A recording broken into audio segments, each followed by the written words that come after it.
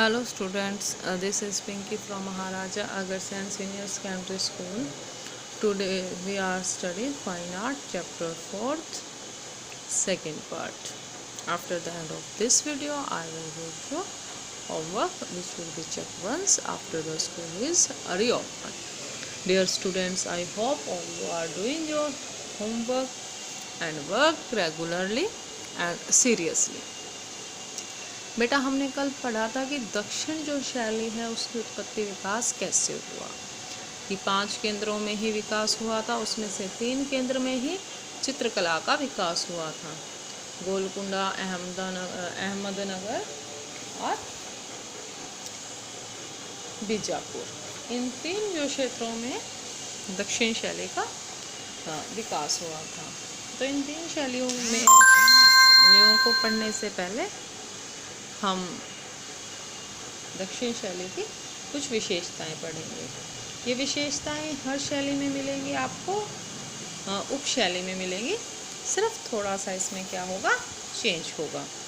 तो जो दक्षिण शैली में सबसे पहले जो इसकी विशेषता थी वो क्या थी, पोथी चित्र। हमने देखा कि जब हमने तीनों ही केंद्रों के बारे में पढ़ा था, गोलकुंडा, तीनों केंद्रों के अहमदनगर और बीजापुर, तीनों ही केंद्रों के बारे में पढ़ा था, तो आपने देखा था कि हर राजा ने कोई ना कोई पोथी चित्र अवश्य ही बनवाए हैं। तो दक्षिण जो शैली में आदिल शाह के राज्यकाल में कौन सा था, हम पहले भी पढ़ चुके हैं। आदिल शाह के नुजुम अल उलम प्रसिद्ध ग्रंथ की रचना हुई थी, और इसमें आप देखेंगे कि नुजुम अल उलम जो था उसमें टोटल कितनी पोथी थी या कितने चित्र थे, 876 पोथियाँ थी, 876 उसमें चित्र थे। उसके बाद फिर अहमदनगर में तारीफ़ हुसैन शाही पांडुलिपि तैयार की गई जो फारसी शैली में थी, और गोलकुंडा में कौन सी तैयार की गई, दीवान हाफिज। नेक्स्ट जो इसकी विशेषता है वो है रागमाला के चित्र।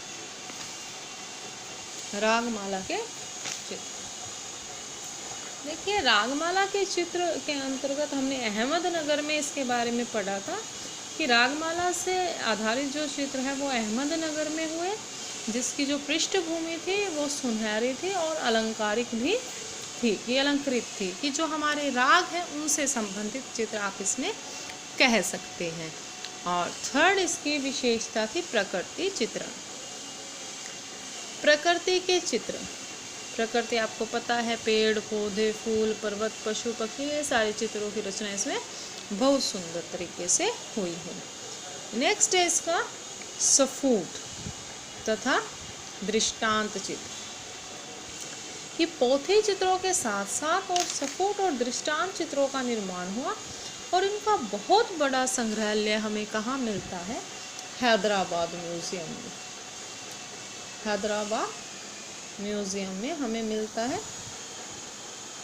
दृष्टांत और सफूट मतलब जो हम देखते हैं उन दृश्यों के चित्र आप यहाँ पे कह सकते हैं। भवन सज्जा, देखिए 4 मीनार बना, तो इस तरह के भवन सज्जा का वहाँ पर लोगों को बहुत ही शौक था।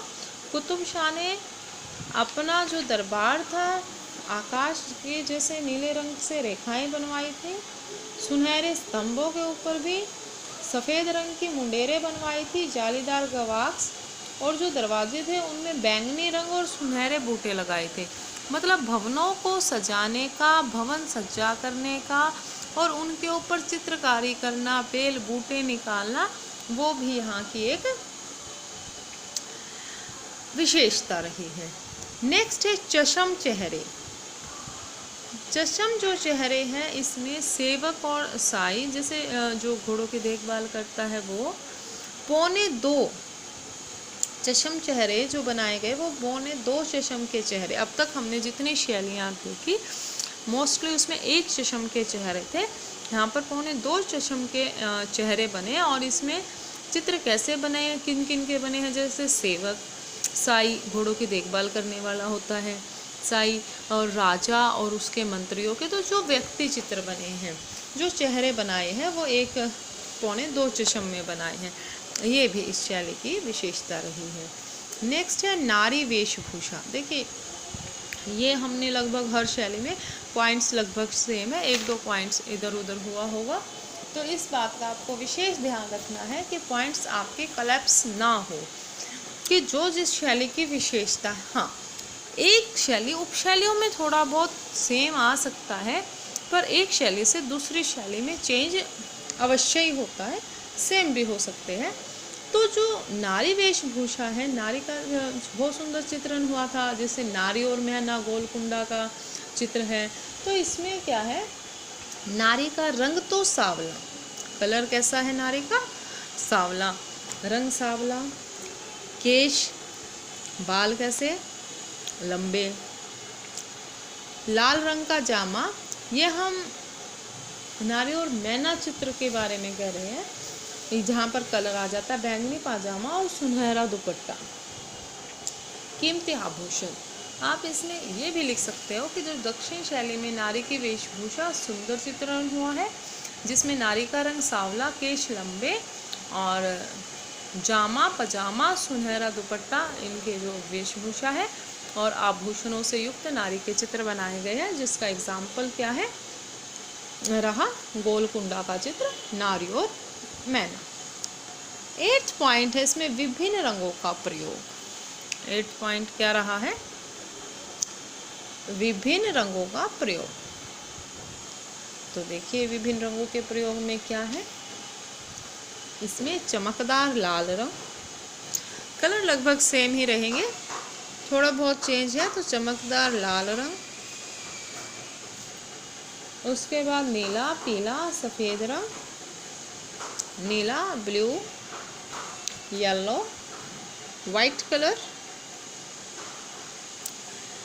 और सोने और चांदी के रंगों का भी वहाँ पर प्रयोग किया गया है, सोने चांदी के रंगों का प्रयोग।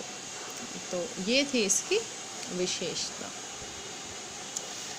कुछ आप विषय वस्तु वाले पॉइंट्स भी विशेषता में लिख सकते हैं। अब हम देखेंगे इसके विषय वस्तु, मतलब जिन सब्जेक्ट्स पे ये चित्र बने। सबसे पहला सब्जेक्ट रहा है व्यक्ति चित्र, कि सबसे ज़्यादा इस शैली में व्यक्ति चित्र बने हैं।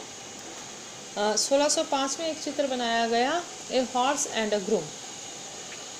ये एक व्यक्ति चित्र था जो चांद मोहम्मद चित्रकार ने बनाया था। आप लिख भी सकते हैं, कई बार क्वेश्चन आ जाता है कि 1605 में कौन सा चित्र प्रसिद्ध था, या a horse and A groom, ये चित्र कब बनाया गया, किस चित्रकार द्वारा बनाया गया, इसमें किसका व्यक्ति चित्र था। व्यक्ति चित्र था इखलास का चित्र था ये, और बनाया किसने था, चित्रकार कौन था इसमें, चांद मोहम्मद।